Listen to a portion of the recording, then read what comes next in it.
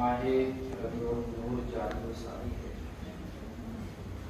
اور یہ وہ مقدس مہینہ ہے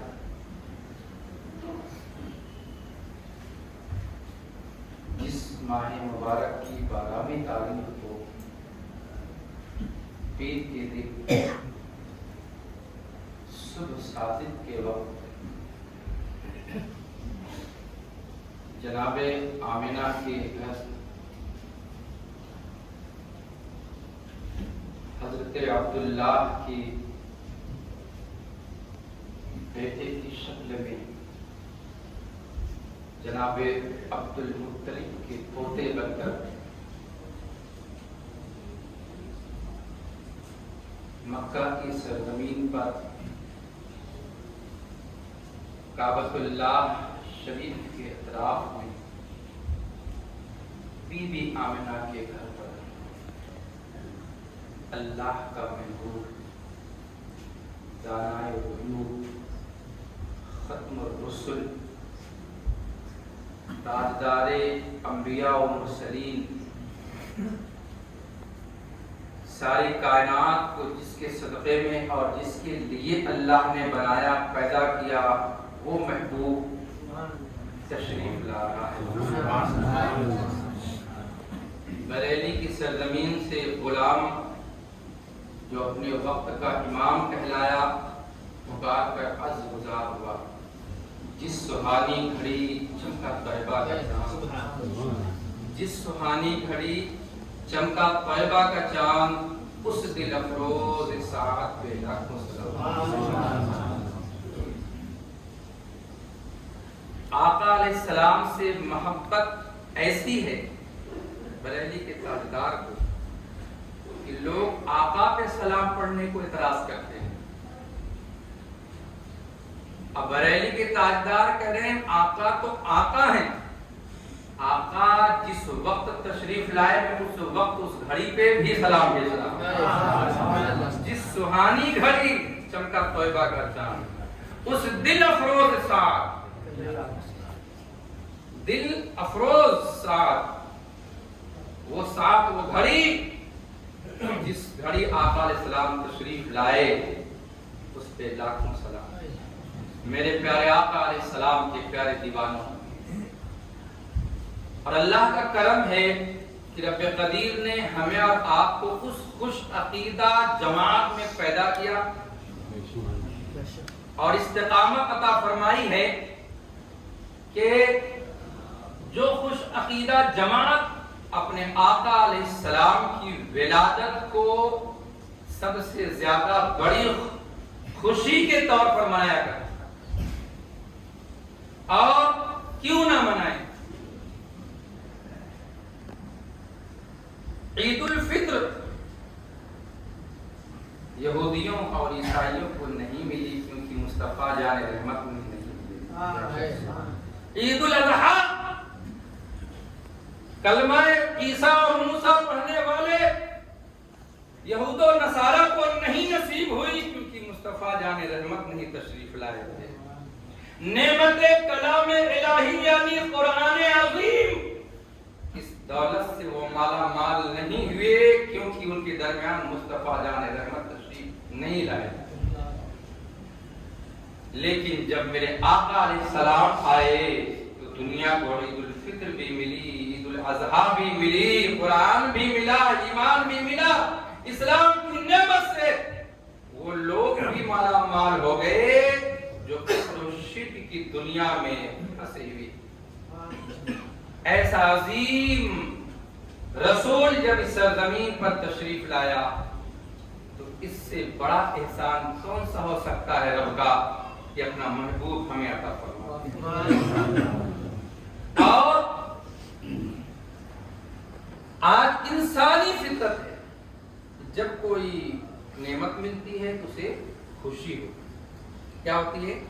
خوشی ہوتی ہے، اور خوشی کے موقع پر وہ خوشی کا اظہار کرتا ہے، لوگوں کو میں جتاتا ہے، دکھاتا ہے، بتاتا ہے، اس خوشی کو مناتا ہے۔ بلکہ جب وہ دن آتا ہے تب اس خوشی کو مناتا ہے۔ اگر زیادہ بڑی خوشی ہے.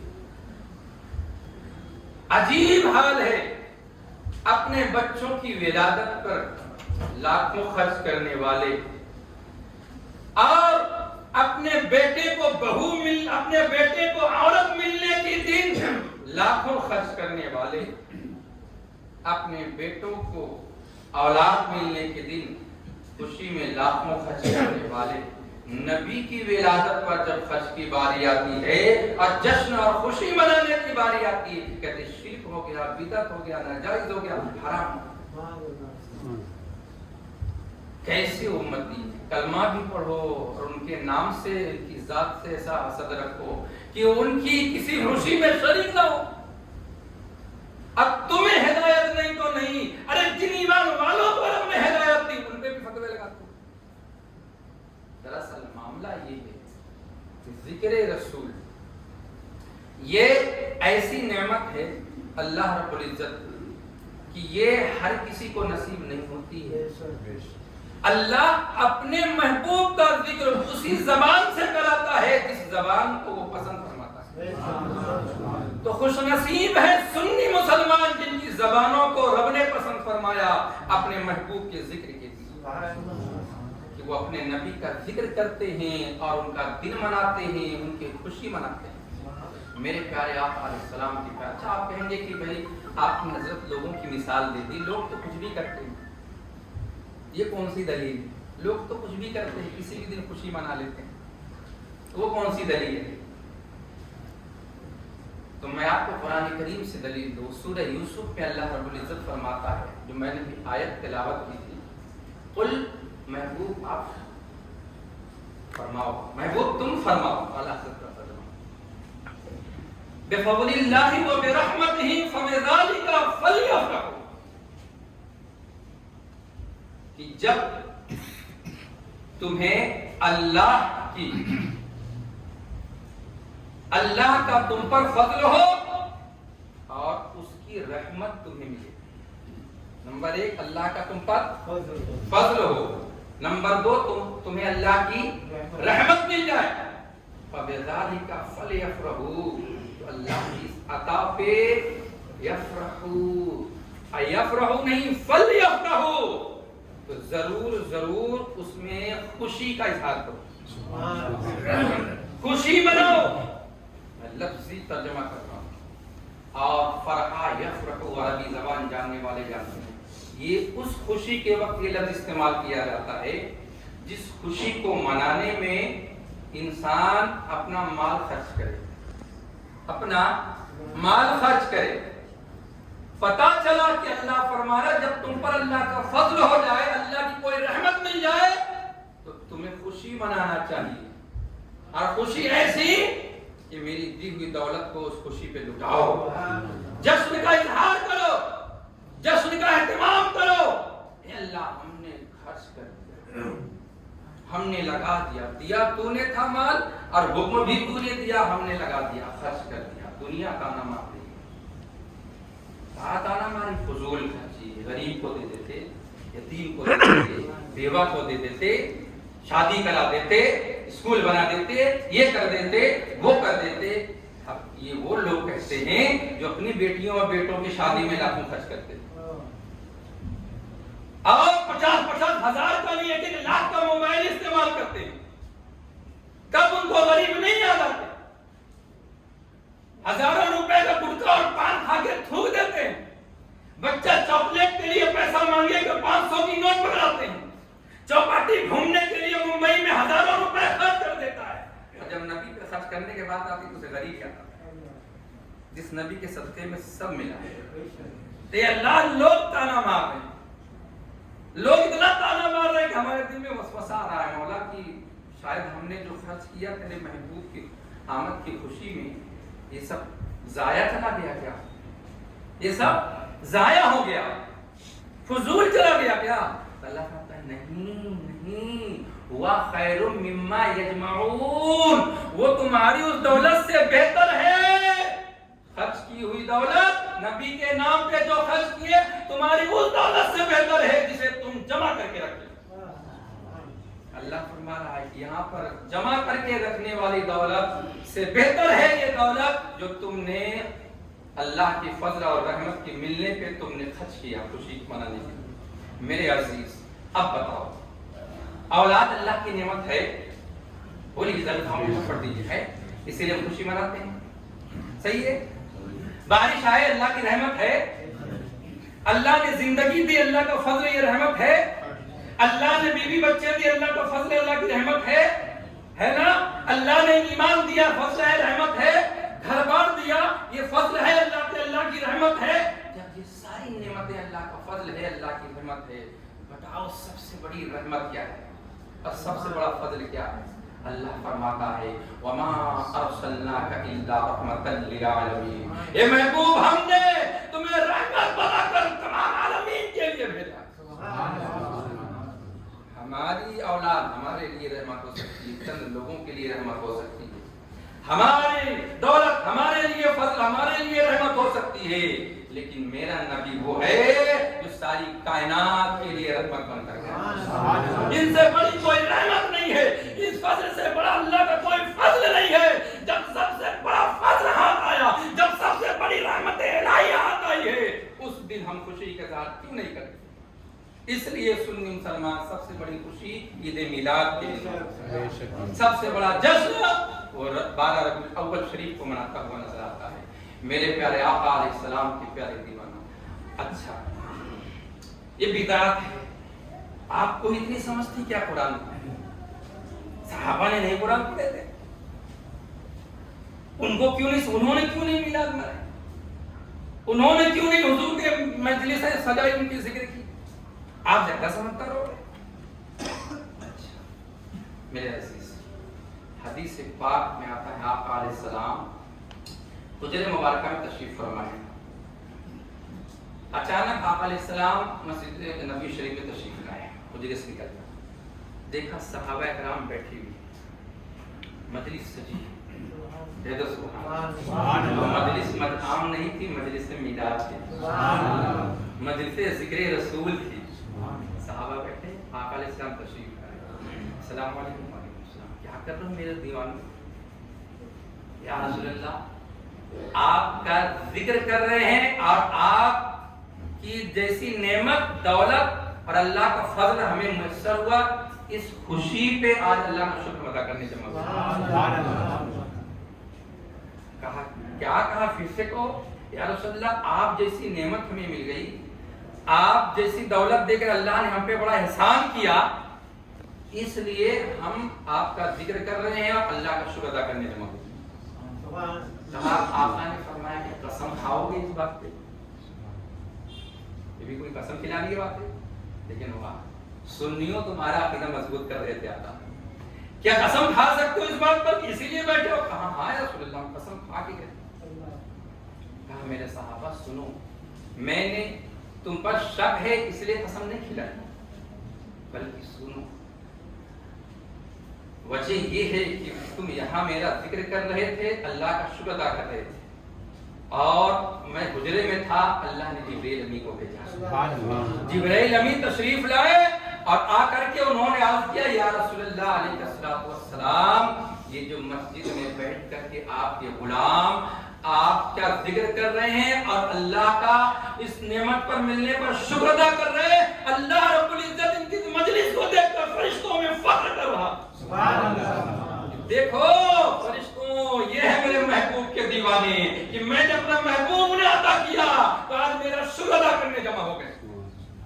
میرے پیارے آقا علیہ السلام کے پیارے دیوانوں، یہ ہے مجلس رسول، یہ ہے محفل ذکر رسول کی برکت۔ اور میرے پیارے آقا علیہ السلام کے پیارے دیوانوں، آپ لوگ یہ جھنڈے کہاں سے لگائے، یہ کمکمے کیوں لگاتے ہو، یہ کیوں کرتے ہو، وہ کیوں کرتے ہو، یہ جلوس کہاں سے لے کر کے آگئے؟ سنو، میرے آقا علیہ السلام کی جس دن ولادت ہوئی تھی نا، اس دن تو ظاہر سی بات ہے ابھی اسلام کا بظاہر اعلان وانی میرے آقا تشریف لا رہے ہیں، وہ تو آنے کے بعد بھی 40 سال لگے، آقا علیہ السلام نے اعلان فرمایا تو اس درمیان جلوس کا کیسے تصور ہوگا؟ کسی کو پتا نہیں تھا نا کہ آنے والا کون ہے، کس کی ولادت ہوئی ہے، تو کون جلوس نکالے گا؟ لیکن اللہ کو معلوم تھا نا کہ میں جسے بھیج رہا ہوں وہ میرا محبوب ہے. فرشتوں کو معلوم تھا نا یہ اللہ کا محبوب آج پیدا ہوا. لاکھوں کی تعداد میں فرشتوں کا جلوس بی بی آمنہ کے گھر پہ آیا. بی بی آمنہ کے گھر پر، یہاں تک کہ کہا جاتا ہے کہ آسمان کے تارے جھکے جا رہے تھے بی بی آمنہ کے گھر کی طرف. یہ عالم تھا.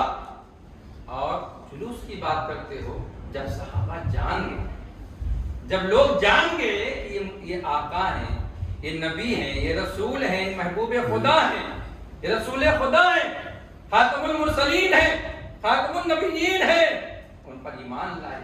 اور جب مکہ والے ستائے تو مکہ سے آقا جب مدینہ تشریف لے گئے تو مدینہ کی سرزمین پر ایمان کی دولت پھیل چکی تھی، ایمان والے ہو چکے تھے. آپ کو پتا ہے نا کئی دن تک ڈیلی مدینہ والے آتے تھے جلوس کی شکل میں، شہر مدینہ کے باہر آ کر کے بیٹھتے تھے کہ آقا تشریف لا رہے ہیں، ان کا استقبال کر کے اندر لے جائیں گے. لیکن ایک دن آتے صبح سے شام تک دیکھتے آقا نہیں تشریف لائے، واپس چلے جاتے. دوسرے دن آتے آقا نہیں تشریف لائے، واپس چلے جاتے. ایک دن وہ آیا کہ جب آقا علیہ السلام مکہ سے مدینہ کی طرف تشریف لا رہے تھے اور شہر مدینہ میں آپ داخل ہونے والے تھے، لوگوں کی نظر پڑ گئی، لوگ شور مچائے، نبی آ گئے، رسول آ گئے، آقا آ گئے، خاتم النبیین آ گئے، خاتم المرسلین آ گئے.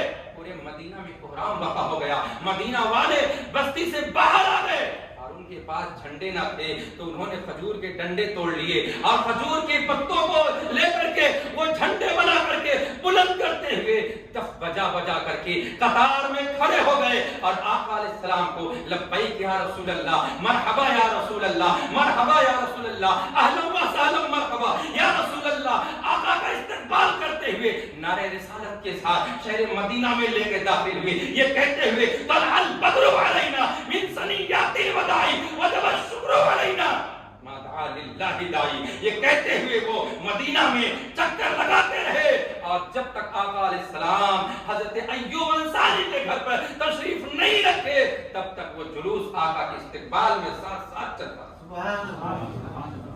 اس طریقے سے بہت مثالیں دی جا سکتی ہیں جلوس کی. میرے آقا علیہ السلام کے پیارے دیوانوں، اس لیے یہ جلوس جو ہے نا یہ محبت کی نشانی، یہ جلسہ، یہ ذکر، یہ مجلس، یہ محفل محبت کی نشانی. لوگ دلیل مانگ رہے ہیں. اچھا یہ وہ لوگ دلیل مانگ رہے ہیں جن کے لیے نبی کا جلوس بدعت ہے. یہ وہ لوگ کہہ رہے ہیں جو صحابہ کا جلوس نکال لیں، عظمت صحابہ جلوس نکال لیں، عظمت صحابہ کانفرنس کر رہے ہیں، عظمت صحابہ جو ہے مجلسیں کر رہے ہیں ان کے نام کی. بتاؤ صحابہ بڑے ہیں کہ نبی؟ نبی نہ ہوتے تو صحابہ ہوتے نہیں. صحابہ کی ساری عظمتیں آقا علیہ السلام کی وجہ سے ہیں. اہل بیت کی ساری عظمتیں آقا علیہ السلام کی وجہ سے ہیں. آقا علیہ السلام کا ذکر اگر ان کا جلوس اور ان کا ذکر غلط ہے تو صحابہ کا اور اہل بیت کا ذکر کیسے درست ہو جائے گا؟ لیکن عجیب عالم ہے. ایک ہے وہ کالا کالا جو صرف جو اہل بیت کرتا ہے اور عید میلاد کے دن نظر ہی نہیں آتا. دیکھو کبھی ان کا جلوس؟ عاشورہ کے دن دیکھ لو تو چلنے کو راستہ نہیں، پورا ڈونگری سب کھچا کھچ رہے گا، جگہ نہیں ہوگا. عید میلاد کہاں گئی بھائی؟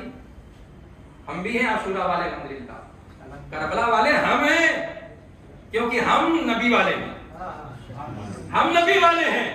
لیکن ہم ایسا نہیں کرتے کہ آقا کی آل کو مانو اور آقا کا میلاد نہ مناؤ، آقا کی آل کا جلوس نکالو اور آقا کا جلوس نہ نکالو. اسی طریقے سے یہ ہیں، وہ تو رافضی تھے، یہ خارجی ہیں، یہ صحابہ کر رہے ہیں. عظمت صدیق اکبر کا دن آیا، پورے نکل گئے ہزاروں کی تعداد، لاکھوں کا جلوس لے کر کے، زندہ باد مرد آباد جھنڈا لے کر کے نکلتے ہوئے. فاروق اعظم کا دن آ گیا، نکل گئے مناتے ہوئے جلوس لے کر کے. ادھر بدعت نہیں ہوا، غلاموں کا دن مناتے ہو. جو آقا ہے، تمام آقاؤں کا آقا ہے میرا نبی، اس کا دن آتا ہے تو گھروں میں دکھ اٹھ جاتے ہو، کہتے ہو بدعت ہے. میرے عزیز یہ بدعت نہیں ہے، یہ آپ کے دل میں نفرت ہے. یہ نفرت ہے جس کی وجہ سے जिस नबी का कलमा पढ़ते हो उसी की आमद के दिन खुशी मनाने को बिदात कहते हो। मेरे प्यारे आका अलैहिस्सलाम के प्यारे दीवानों, तो कहने का मतलब ये है कि बस अल्लाह का शुक्र है कि उसने हमें और आपको हिदायत दी और चुन लिया है अपने महबूब का जिक्र मनाने के लिए। बस गुजारिश ये है कि आप अदब के साथ, ताज़ीम के साथ और शरीयत की रोशनी में इस दिन को मनाएं। किसी को उंगली उठाने का मौका ना दे। जो खुद गुस्ताख रसूल है वो हमारे झंडे अगर जमीन पे गिर जाए तो वीडियो बना के दिखाता है देखो सुन्नी गुस्ताख रसूल है। मेरे अजीज, इसलिए ऐसी गलतियां ना करो। डीजे निकाल कर डांस मत करो, नाचो नहीं, शोर मत मचाओ, गैरों की काफिरों की नकल मत करो। हम किसी के अपोजिट में, किसी के मुखालफत में जुलूस नहीं निकालते हैं। वो शोर शराबा करने वाले होंगे, पी करके झूमने वाले होंगे। नहीं नहीं, हम शराब के नशे में जुलूस में नहीं झूमते, हम अपने नबी की इश्क में झूमा करते हैं। इसलिए जो है डीजे बजा कर नाच नाच करके लोगों को तकलीफ मत पहुंचाओ। डीजे को बंद करो और इश्क रसूल में झूमते हुए निकलो, दुरूद पाक पढ़ते हुए निकलो, नाते पाक पढ़ते हुए निकलो, आका पर सलातो सलाम पढ़ते हुए निकलो, जिक्र रसूल करते हुए निकलो। ऐसी संजीदगी के साथ निकलो, ऐसी संजीदगी के साथ निकलो कि तुम्हारी संजीदगी को, तुम्हारी सजावट को, तुम्हारे अदब एहतराम को देख करके वो गैर कौम जो तुम्हें मारने पे तुला है वो कहने पे मजबूर हो जाए, जिस कौम की सलीका ऐसा है, जिस कौम का अदब एहतराम ऐसा है, उस कौम के नबी का आलम क्या होगा। और जिस नबी की तालीमात ऐसी है उस नबी की अजमतें कितनी होंगी। लिहाजा अपने जुलूस को भी अपने आका की अजमत को बयान करने का जरिया बनाओ। अल्लाह रब्बुल इज्जत हम सबको तौफीक अता फरमाए, खुराफात से बचने की तौफीक अता फरमाए। आका के जुलूस में खुराफात करके जुलूस को बदनाम करने से बचे। डीजे को खुद बंद करें, दूसरों को भी हाथ पकड़ लो डीजे वालों का हाथ। अगर टेढ़े से नहीं तो पैर पकड़ के माफी मांगो, उनसे कहो कि मेरे बच्चों तुम हमारे बच्चे हो, जिस नबी का कलमा पढ़ते हो उनका वास्ता है, इस दिन डीजे मत निकालो, खुराफात से बचो, एहतराम के साथ चलो, छोटे स्पीकर रखो, चंद माइक रखो, आप बजाते जाओ, नाम शरीफ पढ़ो, लेकिन डीजे से बिल्कुल परहेज करो। अल्लाह तबारक व तआला कहने सुनने में कोई गलती थी तो माफ फरमाए और हम सबको अपने नबी की मोहब्बत में जीने मरने की तौफीक अता फरमाए।